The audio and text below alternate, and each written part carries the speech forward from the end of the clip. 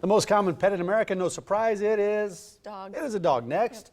Cats. Cats, then birds. We found one article that ranks snakes as the country's 8th most common pet. If your kids have been asking for one or maybe another reptile, this Sunday is a good time to learn more.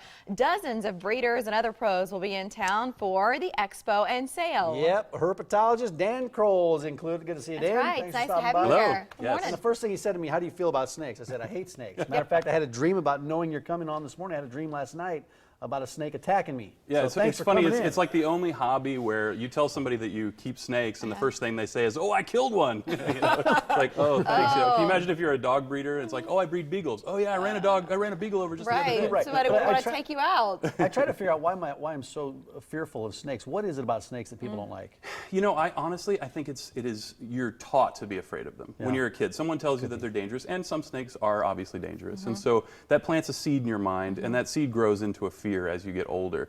Now, like what I notice is when I take snakes to do presentations for kids, a lot of times it's the kids that are running up to touch the snakes, and it's the parents that are standing back going, "Oh, is that dangerous?" You know, and you know, what they learn when they're young, that they're not, you know, they're not scary, they're not monsters, they're not slimy, then they usually don't grow into that fear. That, or sometimes people have traumatic experiences. Who in the heck was it that taught me snakes were bad then? I mean, Probably your parents. I mean, they were looking out for you. It's not a Anybody. bad thing. I mean, you know. You didn't bring in any venomous snakes here today? No, of What course do you not. have here, Dan? This is actually a western hognose snake, and the reason I started with her is because she's native to Nebraska, but she's also a commonly kept pet, and she's the mascot. She's like the icon of the Nebraska Herpetological Society. So, and you'll notice if you look at the Nebraska Herpetological Society logo, you'll see this cute little snake with a smiley face and an upturned snout, and that's her right there. Yeah, can you see Look her at her snout? nose, yeah. Oh, yeah. Okay, so that's red. You said, oh, Yeah, like her name's that's Red. so sweet. No, actually, you know, the I do snout like her is nose. Oh, I think her that's nose is sweet. cute. the snout is like the hognose's instead of Swiss Army knife. They can use it for all different kinds of things. They dig in the sand to make themselves burrows. They can dig up food. If you touch it, it actually feels like a fingernail. Go ahead and touch it. It's What fine. does she? The tip of her nose, right? No, I don't think I'll be doing that, but I'll touch her body.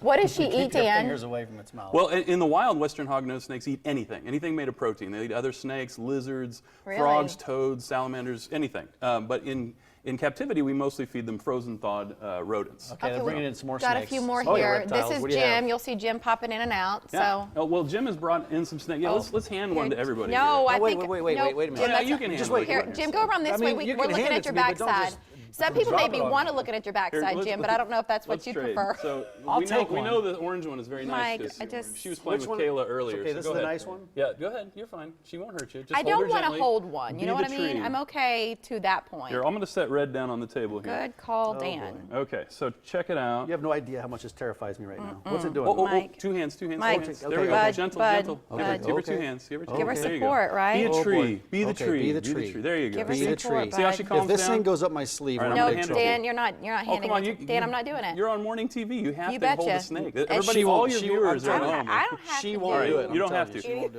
it. So the reason I brought these snakes out, if you take a look, you see the black, the yellow, the orange. These are Yeah. actually all the same species. What? Yeah, these are all corn snakes. And the reason No I brought way. them is so you could see some Hold of the on. Hey, interesting Jay, things. can you get a slightly wider shot? Because you're saying that the snake that's on his left wrist This black is and the white same snake, as the yellow this snake solid you're yellow holding, snake and that orange snake and are the all the orange same snake. species. And the reason that's possible is because through captive breeding, we're able to select recessive genes and breed for those traits. Now, a wild corn snake has all of these colors mixed into it already. And through just captive selective breeding and finding recessive genes, we're able to suss out those little pieces of the pattern. So this snake is what That they call a is stripe. interesting. And it's also albino. Hey, bud. And I that one don't is an know where albino this stripe. snake is going. Oh, you guys, now this is getting a little sketchy over here. That's good TV. This is really sketchy. No. This is Where's what it going? Mike, you Oh, All right. boy. I can tell when you're Hey, nervous. what about this expo? Tell me about this expo. No, I'm good. Well, I'm good. I just don't if you want come to the crawl expo, into you'll my be able clothes. to talk to the breeders. It's kind of like Yeah. going to the zoo and talking to every zookeeper. I want to get a lizard in here too. We've got a frog. We only have like 2 minutes. Okay, here, cool. Dan. Let's we'll do run a out lizard. Of time in You a want to hot take? second. No, you can hold him.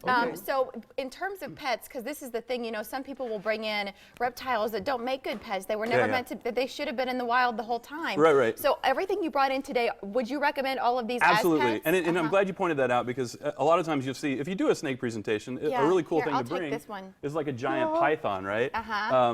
Because it gets everybody's attention, but giant pythons aren't the greatest pets for everybody. Yeah. So I brought in all animals that are commonly kept. Could you grab me the cockroaches? And please, this is really great, I think, for an event like this because it's cool, especially for kids who've been saying to their parents, you know, I really want a snake or I want a lizard, I want a frog, and the parents don't have any experience themselves, so they don't know to be able to come and talk to the pros about, like, the heads up, what should I be mindful of, what are their needs, containers, food, all of that Exactly. matters. So you'll be able to go table to table, look at the animals, ask questions, find out what you need to do. Who's and, this, Dan?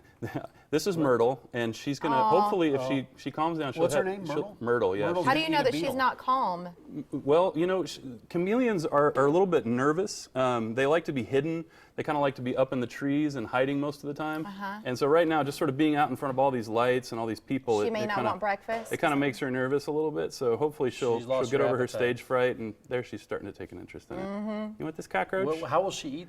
Oh, Now, chameleons have a huge tongue. It's about the same length as their body, and they'll shoot it out. Lord. Wasn't And you hear that was crunch? amazing. Yeah. Now, this is an adult female veiled chameleon, and another common species that you can find at the Reptile Expo. More of a look-at pet than a hold pet, but as you can see, obviously very interesting. We have about a minute here. Do we have time to Yeah, show let's do one more. thing? Yeah, let me just set Myrtle down right here. Okay. And then we'll show you information about the expo so you know where it is, what time it is, all of that. It is this weekend. Do you need certain permits, Dan? Because that's one of the other things that if you're getting a snake or something, you should know about. Yeah, and you'll be able to find out information on that. Nothing that will be for sale at the expo this weekend requires any kind of special permutation. So for venomous snakes and certain other animals, you might have to look into that. Can you especially turn things him that around so we can see his eyes? Yes, this is the cool. You said you like lizards, so this is the coolest lizard on the planet. This is a New Caledonian giant gecko. They also call them leeches or leachianus. It's part of their scientific name. In the wild, these guys eat like fruit and nectar, and also they eat insects. And this is a full-grown adult male, and he's almost as big as my forearm. Big dude.